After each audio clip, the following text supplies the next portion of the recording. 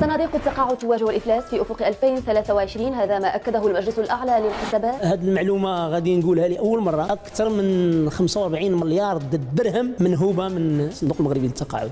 عطاو التنبيه لي أنا لأنني أنا اللي سجلت الجلسة اللي داروها سرية.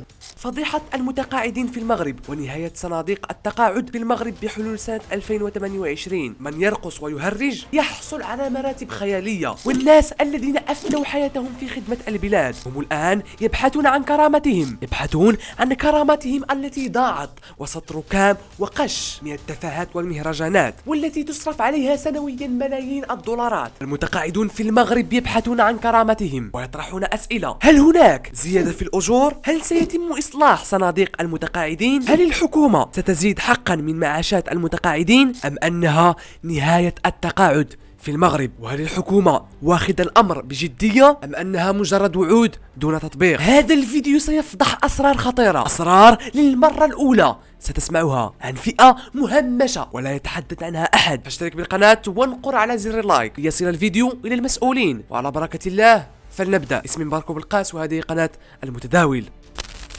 قبل أن نبدأ يجب أن نعرف أولا أن المتقاعدون المغاربة هم أشخاص أفنوا حياتهم في العمل لدى الإدارات والشركات والمؤسسات العمومية والعسكرية، وعندما يصلون إلى سن معينة يحدد حاليا ب 65 سنة يتوقفون عن العمل وتدفع لهم رواتب شهرية من طرف صناديق التقاعد المختلفة، وهي كالتالي: أولا، الصندوق المغربي للتقاعد CMR، هو مؤسسة عمومية مسؤولة عن إدارة أنظمة المعاشات المدنية والعسكرية في المغرب. يستفيد من خدماته موظفو الإدارات العمومية كالمقاطعات والوزارات والمصالح الحكومية، موظفو الجماعات الترابية كالمجالس البلدية والقروية، موظفو المؤسسات العمومية مثل الأساتذة والأطباء، وموظفي المستشفيات العامة، من ثم العسكريون مثل أفراد القوات المسلحة الملكية. في نهاية سنة 2020 بلغ عدد المستفيدين من المعاشات التي يصرفها الصندوق المغربي للتقاعد CMR ما مجموعه أزيد من 903 ألف مستفيد. وقد تتساءل: من أين يأتي هذا الصندوق بالمال الذي يصرف كرواتب للمتقاعدين لأزيد من 900 ألف شخص؟ الجواب هو من رواتب الموظفين النشطين، حيث يتم اقتطاع نسبة قليلة من رواتب الموظفين العموميين ويتم صرفها للموظفين المتقاعدين. وبالرغم من ذلك لا يزال هذا الصندوق يعاني من عدة مشاكل تهدد استدامته واستمراره في صرف رواتب المتقاعدين، حيث يتوقع أن يتم استنفاد احتياطه الذي يبلغ أزيد من 70 مليار دولار بحلول سنة 2028، وبهذا نهاية التقاعد العمومي ونهاية صندوق التقاعد CMR. لكن لا تقلق، سأعطيك الحل في نهاية الفيديو. السؤال الآن: هل تعاني جميع صناديق التقاعد من نفس المشكل؟ وهل جميع صناديق المتقاعدين مهددة بالانهيار واستنفاد الاحتياط وبالتوقف عن صرف معاشات المتقاعدين؟ أم أن هناك صندوق واحد هو الأفضل؟ الصندوق الثاني هو الصندوق الوطني للضمان الاجتماعي CNSS. هو مؤسسة عمومية مغربية تتكلف بمعاشات المتقاعدين الموظفين لدى شركات القطاع الخاص. فالأول CMR يتكلف بمعاشات ورواتب الموظفين المتقاعدين من الإدارات والشركات العمومية، يعني يتكلف بالقطاع العمومي، وهذا يعني CNSS يتكلف بالقطاع الخاص، حيث يتم اقتطاع نسب قليلة من رواتب الموظفين في القطاع الخاص ويتم صرفها للموظفين المتقاعدين الذين أفنوا حياتهم في العمل بالقطاع الخاص. ووفقا للتقرير السنوي الصادر عن بنك المغرب، فمن المتوقع أن يستنفذ هذا الصندوق، صندوق سينيسيس، احتياطه الكلي بحلول سنة 2038 لما يعانيها من مشاكل وتحديات تهدد استمراريته. الصندوق الثالث هو صندوق النظام الجماعي لمنح رواتب التقاعد RCAR. مخصص هذا الصندوق لموظفي وأعوان المؤسسات العامة والجماعات المحلية التي لم تستفيد من نظام الصندوق المغربي للتقاعد CMR، وكلها أنظمة تقاعد وصناديق تقاعد تعاني من نفس المشاكل: عجز ومشاكل تمويلية تهدد استدامتها واستمرارها في صرف رواتب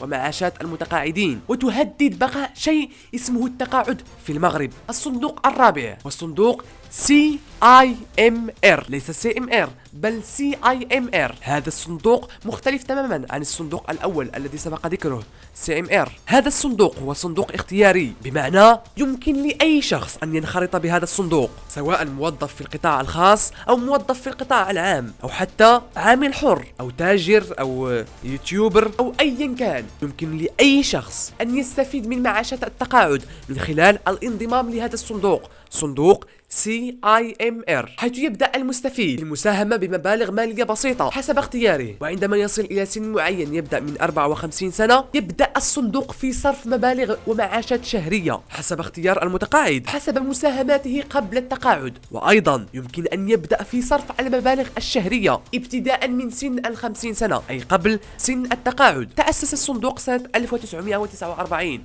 كجمعية تهدف إلى مساعدة المتقاعدين بصرف مبالغ شهرية تكميلية لهم. وفي سنة 2017 تحول هذا الصندوق إلى شركة تعاضدية للتقاعد يمكن لأي شخص الولوج إليها. ويمكن أن نقول أن هذا الصندوق هو الصندوق الوحيد الذي لا يتوقع أن تنتهي احتياطاته التمويلية خلال السنوات القادمة، لأنه متعلق بمساهمات المتقاعد، بمساهمات الموظف قبل سن التقاعد. السؤال المطروح الآن: هل ستزيد الحكومة من معاشات المتقاعدين أم لا؟ وإذا كانت هذه هي نهاية التقاعد في المغرب، فما هو الحل إذن؟ في الحقيقة التقاعد في المغرب أو في أي دولة أخرى بالنسبة لي أراه أمرا تافها. كيف يمكن لشخص أن يفني حياته، أن يفني سنين 40-50 سنة من حياته يشتغل في وظيفة معينة فقط من أجل الحصول على معاش بخس دراهم معدودة شهريا لا تكفيه حتى لقوته اليومي؟ التقاعد الحقيقي هو أن تعمل وتكد وتستغل فترات شبابك وتنشئ باسيف إنكم، دخل سلبي، سواء بعقار أو محل تجاري في منطقة استراتيجية يدر عليك مبلغ مالي شهري يكفيك لتعيش حياة كريمة. التقاعد الحقيقي هو أن يكون لديك محل أو محلين في منطقة استراتيجية في مدينة الدار البيضاء أو مراكش أو أكادير، تؤجره بمبلغ مالي يفوق عن $500 شهريا ويدر عليك أضعاف مضاعفة مما سيدر عليك معاش التقاعد، سواء في CIMR أو في CMR أو في سينيسيس. بهذا بدل أن تكون عبئا على الدولة لتبحث لك عن حل لزيادة معاشاتك، تكون أنت المساهم في عجلة الاقتصاد، حل مشاكل الدولة